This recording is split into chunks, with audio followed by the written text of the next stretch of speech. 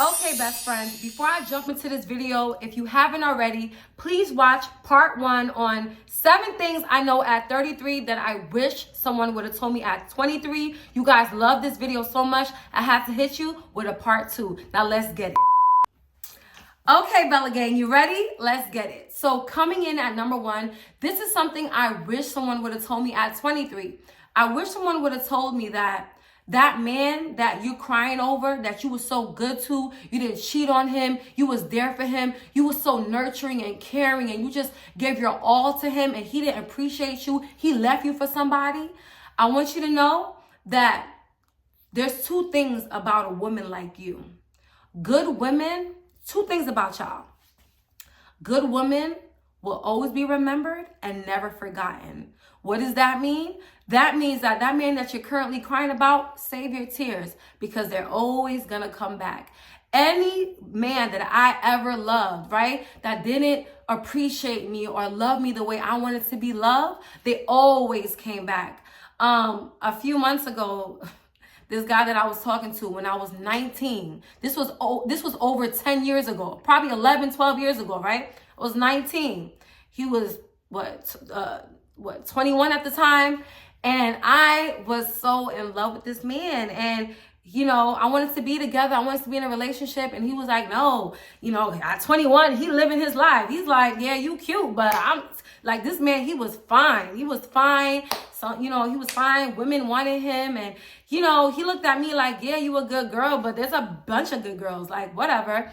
I was so heartbroken. But you know what? I took that L and I let him go. Right? Now, I am 33 years old now, and this man reached out to me out of nowhere, and he was like, I just want to tell you that, I know this is really random, but I just want to tell you that, you know, I met you at the right time and the wrong place in my life. When I look back, you was perfect for me. I feel like if I would have been with you, we would have been married and had kids already. And I don't know if you in a relationship or not, but like I would love to, like, for us to get together and be together again. Mind you, I did not sleep with this man. He even told me, like, yo, the fact that we love each other and we never even had sex says a lot. Like, I really love you. Like, I really love you. Mind you, this was 12 years ago. And I was heartbroken at the time. And I wish somebody would have told me, like, girl, you'll be back. He'll be back. He came back and a few others came back. But one thing about me, if I give a man my heart and I really loved you and you broke my heart, unfortunately for them, I'm sorry, I will never, ever get back with you again. You know, and he's been trying. Like, I'm like, we could be cool, but he don't want to be cool. Like, he wants to be with me. He was like, there's nothing out here. Like, there's really nothing out here. And I'm like, well, I try to tell you, I don't know what to tell you. Like, I don't have those feelings no more. Because one thing about me, like, once I cry and I told God to remove the feelings, God really removes the feelings that I have for this man. One thing about God, he breaks soul ties. So if you have a strong soul tie with someone, that's something I didn't even put on the list. Number 2, I wish someone would have told me how to get over a breakup fast and break a soul tie is you get on your knees and you pray all day, every day.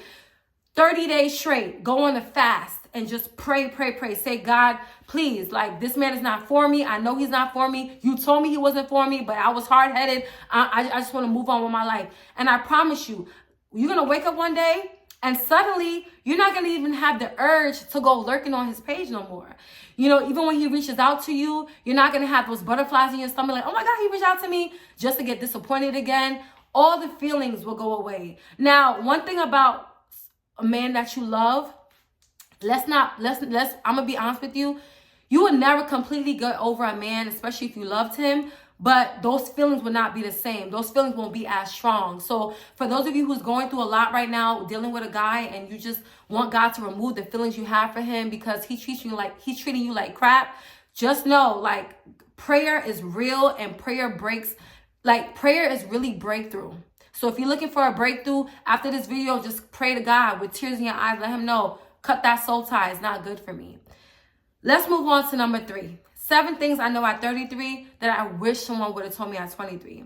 Now, this is something that I was so close to doing, but I never did it. And I thank the Lord that I didn't. And that is, I wish someone would have told me never get tattoos. Now, that's one thing that my mom told me not to get, that I listened to her about, because I wanted a neck tattoo. I wanted something on my chest. You know, I just love tattoos. I still love tattoos.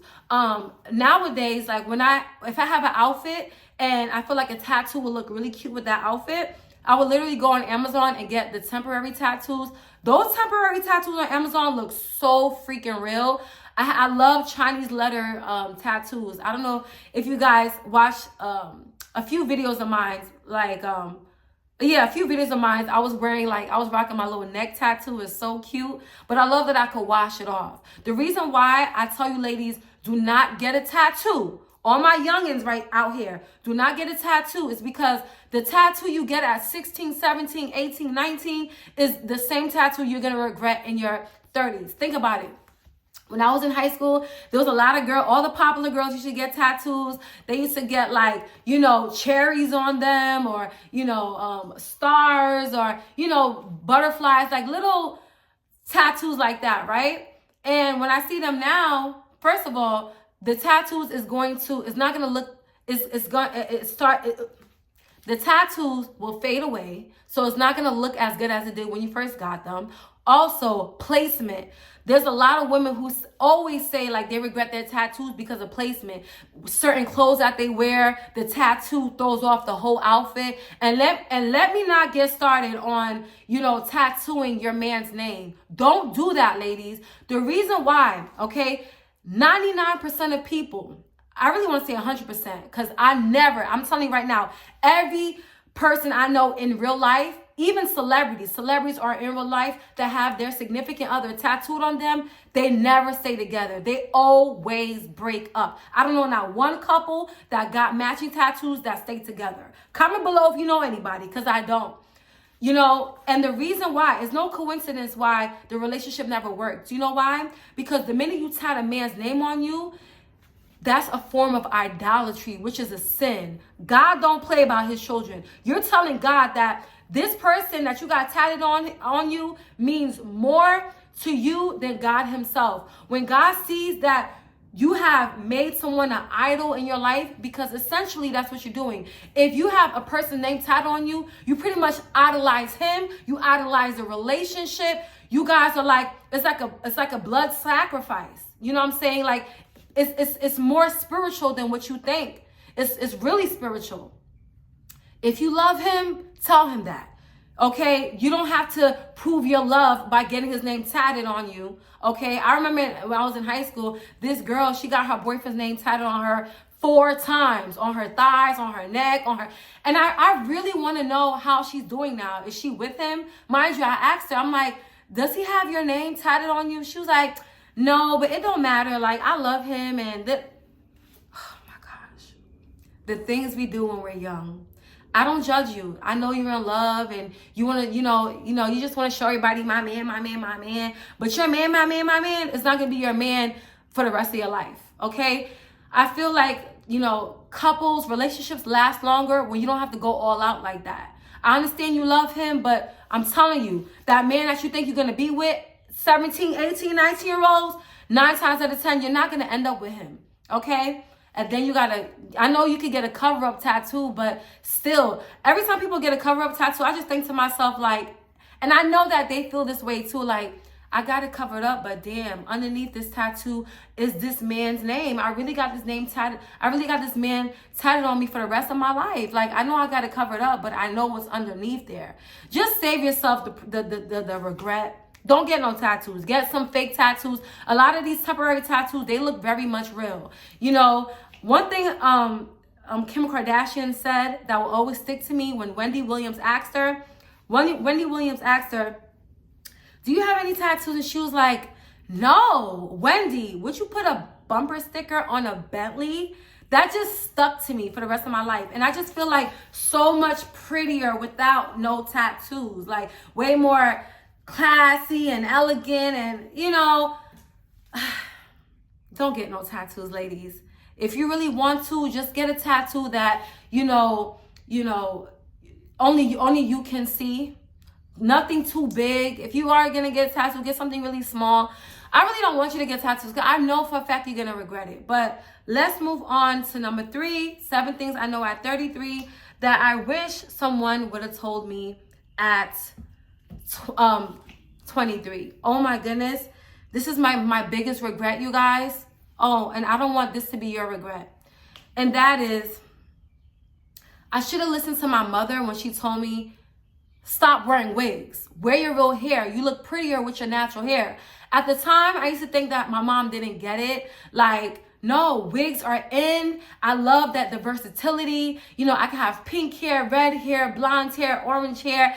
I can switch it up. It's giving scalp. It's beautiful. But when I look back at the photos of myself from when I used to wear wigs, it definitely was giving wiggy. I thought it was giving arrogant, but like it really wasn't giving. And let's be honest, 90% of women, we don't really know how to lay our hair that well. Okay, I don't know about y'all, but I used to think like in the house, like when I used to do my hair, I thought it looked so pretty. But the minute I step outside, when you wear a lace frontal wig, after a while, it starts lifting. Then no matter what, no matter how much you try to blend it, how much plucking you do, how much bleaching of the knots, you can always see the lace. You can always see the lace.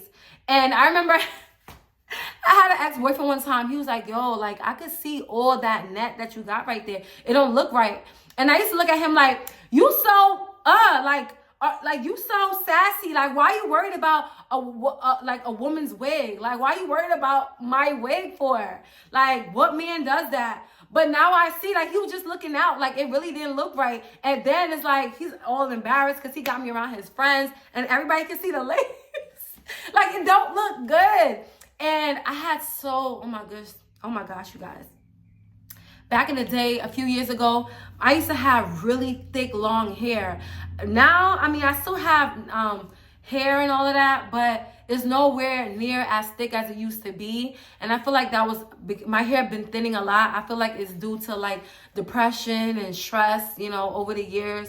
It's not the same. And even though I embrace wearing my natural hair now, I wish I did it before when my hair was long and thick. And I wish I should have worn my silk press, because I noticed. And also, for those of you ladies out there who, you know, you understand what I'm talking about. Like, you like, you know what? She's right. Lace wigs don't really look right, but I don't know what else to do. Or some people don't have that much hair. I get it. I always say this. Opt for natural hairstyles, traditional sew-ins, clip-ins, half wigs. All of those natural hairstyles look way 10 times better than a lace wig, okay? If you guys ever see me with a wig now, I promise you that wig, I promise you that wig is gonna be a bang, or I'll probably wear a hat over it. Like, you will never see me rocking a wig where you can see the lace. I'm gonna always make sure it's a bang updo or a bang with some curls, or I'm gonna wear a hat with it. For those of you who wanna wear wigs, the same thing. I recommend get some layers, get you some bangs. Something like that looks like this. That looks way better than just a lace frontal, because like I said, you can have the best stylists in town, but you know, number one, they're expensive. They don't even last. After the 3rd day, they lift up.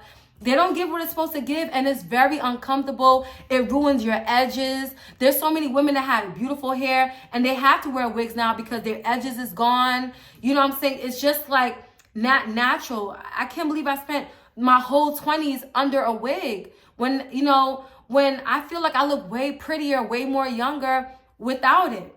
I should have listened to my mama. But yeah, like, don't wear wigs. You know, embrace your natural hair. You know, wear your hair and go get you a Dominican blowout. You're going to save a lot of money. You're going to look way better. You don't have to worry about your lace showing. Your hair will be flowing in the wind. You know, the last few months, if you watch my videos with me in straight hair, I had clip-ins, and I love my clip-ins. It was giving natural. I'm telling you, like, opt for, natural hairstyles. You're going to regret it. When you look back at old videos, you're going to be like, oh, I see what Love Your Natural was talking about. It really isn't giving.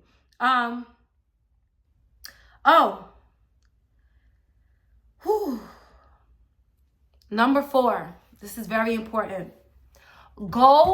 Ladies, I cannot stress this enough. Go where you're celebrated and not tolerated. That goes for friendships, relationships, and jobs.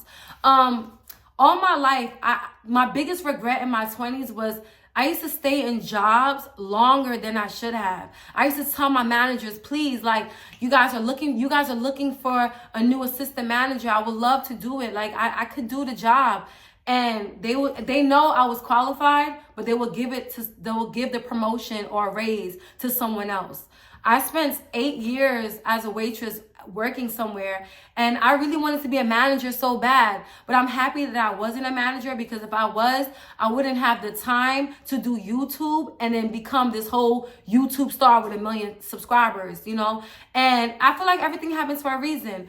Another thing is, I wish I never worked at all for anybody. I should have been an entrepreneur. You know what I'm saying? Like, there's so many girls, so many women I see 16, 17, 18 years old making over $100,000 a year, doing lashes, doing nails, doing hair. Content creators. Content creator is, you know, a lot of people don't look at it as a career. I do, because you can make a good 6-7 figures as a content creator. Imagine being a YouTuber and now you getting brand deals for $10,000, $15,000. Your favorite influencers is getting the bag. Get in the bag. This is a job that is very, very rewarding. You know, I wish I wouldn't spend so much time proving myself, working, you know, a 9 to 5 for someone that, you know, doesn't see my value, doesn't see my worth. Now, let me just say, being an entrepreneur, being a business person is not for everyone. But for me, I just don't see how it's not for everyone. Like, imagine someone telling you, like, I'm gonna give you $20,000 a month, and all you gotta do is, you know, ship out these products, you know, to people, or sit in front of a camera. You know what I'm saying? Like, I feel like, what? If you could, oh my gosh, like, you don't even have to be a content creator. You can have an online boutique with some cute outfits, and all you gotta do is ship out products, ship out clothes. People pay you, you know, and now you're making $20,000, $30,000 a month. I don't know about y'all, but when I used to work a 9 to 5, I was barely making $400 a week. I was barely making $400 a week. Nowadays, a lot of people is living paycheck to paycheck. In America, you cannot survive with one paycheck alone. Everyone, you need a side hustle. And that's what I did. I worked a 9 to 5 until I couldn't no more. I worked a 9 to 5, and then I did YouTube when I got home after a long shift. I worked a 9 to 5 until I was able to make money on YouTube where it could pay my bills and allow me to, you know, live off of that. You know what I'm saying? And I've been happier ever since. I noticed that working a 9 to 5 also messed with my mental health. If you work in hospitality, then you know exactly what I'm talking about. You get the most disrespectful, entitled customers that come in and they treat you like dirt. I need a refill. I used to work at Red Lobster, so it's like, I need some more biscuits. You know, they will have you walking up and down, running around. I'm giving you the best service, and you're not even leaving me no tip. You know, then you gotta worry about the people that you work with. You know, shady ass girls who don't like you for no reason. You know, trying to give you a hard time for no reason, talking about you. It's high school. Like, I wish somebody would have told me, do not work on your business, work on being an entrepreneur, so you don't have to deal with other employees getting, you know, other former employees getting on your nerves, or your manager talking to you crazy. I remember, you know, I had a manager suspend me from work for something I didn't even do. And I'm like, damn, like, my whole livelihood just flashed in between my eyes. I'm like, dang, like, you really suspended me for something? And then when I came back to work, I was like, did the other manager tell you that I didn't do that? And she was like, yeah, I thought you did, so that's why I suspended you. What? I told myself, I'm never gonna have another person play with my money like that again. So I feel like if you don't want nobody playing with your money, you gotta be your own boss. Period. Let's move on to number 5. 7 things I know at 33 that I wish somebody would have told me at 23. And that is, and that's another thing. Don't tolerate friendships. If you feel a bad vibe, or you feel like something's off with your best friend, you're not feeling that for no reason. Get rid of her. Any best friend that I had, I loved so much, and they started moving weird. oh man, I pay the price. I pay the price. I pay the price. Like, they end up doing me so dirty. There's a reason why God gives us discernment. There's a reason why God allows us to have dreams. I remember I had a dream that a friend had set me up, and she was befriending my ops. And she told me, hey girl, come meet up with me. Like, we're gonna have a girls' night. In my dream, I met up with her. And when I met up with her and I got in her car, like, all her friends that didn't like me would they all jumped me in that car. And I woke up the next day and I found out that friend that she was cool with was she did a YouTube video about me, bashing me and stuff. And my friend that I had, that I love so much, she never told me about it. I found out weirdly. I don't know, I was randomly on Facebook and I forgot that we was Facebook friends. And I saw that she like she was saying, oh, check out my friend's YouTube. I clicked on her friend's YouTube. Her very first video was about me. Talking about how, you know, I took her friend away and just bashing me. I was so heartbroken, and I was like, I couldn't be her friend no more, because I can't be friends with somebody that's friends with other people that hate me so much. Mind you, I didn't even know this girl. I met her one time, and in front of her, you know, I called my best friend. I was like, oh, I'm with my best friend. Mind you, I wasn't even trying to be malicious. That was just my best friend at the time. But I guess she felt away because she was cool with her first. They've been friends for years. But like I said, I didn't do it with malicious intent. Anyway, she went and told her, like, I don't like her because she said you was my best friend. It was very petty. This is why I don't have no friends now. I can't deal with the pettiness. And, you know, she was my op ever since. And I just felt like, I just didn't feel good, especially with that dream that I had. I felt like God was warning me, like, you can't be friends with this person. You can't. For your livelihood, for your mental health, you can't. You know, I still love her very much, but it is what it is. You can't, you know, you can't be cool with people that don't like you for no reason. It's just, I don't know. It don't sit well with me. It don't sit well with me, because I'm the type of person, I can't be neutral. You're not about to talk about my best friend and I don't say nothing to you. Like, no. So if you find yourself in that predicament where you cool with somebody that's cool with your ops, let this video be a sign to you to let that girl go. Because listen, somebody that's neutral is, I don't know. I'm not gonna spend too much time with it, but yeah. And that goes as far as a man too. If you're dealing with a man that you feel like you gotta constantly tell him how to treat you, how to love you, leave him alone. He gotta go too. Men that really love you, you ain't gotta tell them nothing. They're gonna love you without you having to do it. And I noticed that I spent a majority of my 20s teaching friends, teaching men, you know, teaching people how to love me. And I'm not doing that. And that goes hand in hand with number 6. Number 6 is pay attention to how people treat you on your birthday. This is very important. There'll be times where I go above and beyond for people on their birthday. When it's my birthday, they gotta work. They don't have a gift to give me. If they do give me a gift, it's cheap. You know, no effort. And I'm the type of person, my love language is receiving gifts. And I read somewhere that whatever your love language is things that you didn't get at, things that you didn't receive as a child. And as much as my mom loved me, I didn't receive gifts. I grew up very poor. She didn't have money to give me gifts. And so with that being said, when someone does give me a gift, it means so much to me that you took your money, you spent time to think of something that was gonna make me happy. That means the world to me. So when I have a friend that so-called loved me, didn't give me a gift, didn't do anything for my birthday or miss my birthday, that really rubs me the wrong way. It just shows me that you ain't no way you could love me. Or you come to my birthday dinner extremely late and you have this attitude, you just come with bad vibes on my birthday. Girl, you getting cut off. A lot of people wait till New Year's to cut someone off. I cut your ass off on my birthday, because that speaks volumes as who I mean to you. And life is too short to be around people who don't celebrate you. You know what I'm saying? They just tolerate you. Like, hell no. And coming in at number 7, this is the final tip, you guys, on 7 things I know at 33 that I wish someone would have told me at 23 years. Oh my gosh.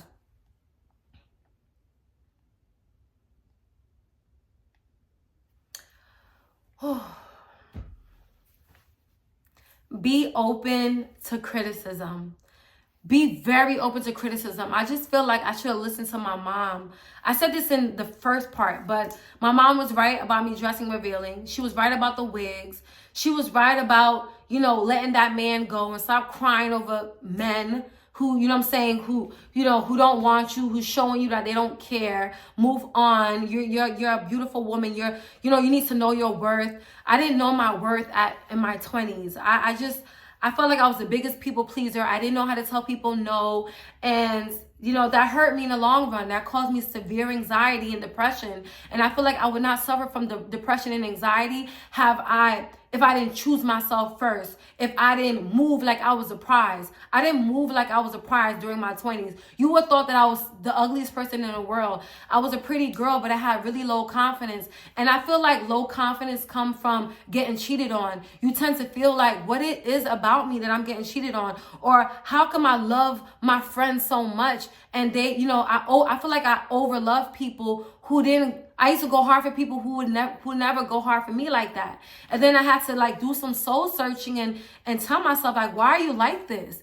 And until I met God, until I got closer to God, God gave me so much confidence and self-esteem. And like, I knew that I really didn't need no friends. I didn't need no relationship. As long as I have God, he filled that void for me.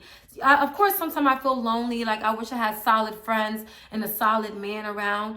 But I learned that I'd rather have nobody in my life and be at peace than to have people in my life that I got to question, or people in my life that don't care about me like that. I'm a good person. I have a good heart and I have so much love to give. And I'll be damned to give it to people who take advantage of that, you know, or just trying to be in my life for clout or trying to use me. Now I move like the prize that I am. And I want you ladies to move like the prize that you are as well. Anyways, I feel really lightheaded right now. I got to lay down. But I hope you guys enjoyed this video as much as you enjoyed the first one. I love you so much. Until next time, Bella Gang or no gang. I love y'all.